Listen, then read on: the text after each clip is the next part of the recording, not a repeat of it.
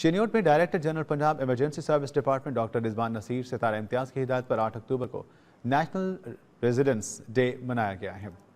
Deputy commissioner چینیوٹ محمد فاروق رشید کی سربراہی میں فلیگ مارچ کیا گیا۔ فلیگ مارچ ریسکیو آفس سے فیصل آباد روڈ، جھمرا روڈ سے ہوتے ہوئے ختم نبوت چوک میں اختتام پذیر ہوا، جس میں شامل تمام ایمرجنسی وہیکلز پر سانحات سے بچاؤ کی آگہی کے بینرز آویزاں تھے۔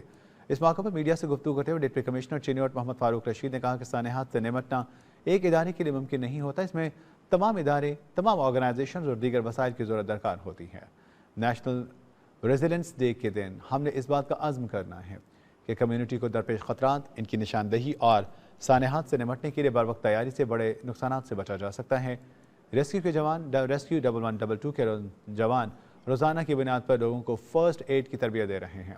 District emergency officer Punjab emergency service department Chiniot madam Tahira Khan نے کہا کہ قدرتی آفات میں جان کی بازی لگانے والے ہمارے ہیرو ہیں۔ قدرتی آفات میں جاں بحق ہونے والے افراد کے لیے ہم سب دعا گو ہیں۔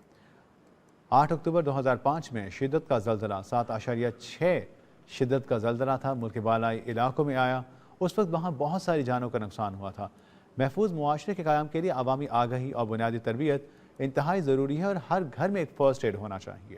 انہوں نے کہا کہ ضرورت اس عمل کی ہے کہ ہر پاکستانی ریسکیو 1122 کی عملی تربیت حاصل کرے اور پاکستان کا کارآمد شہری بنے۔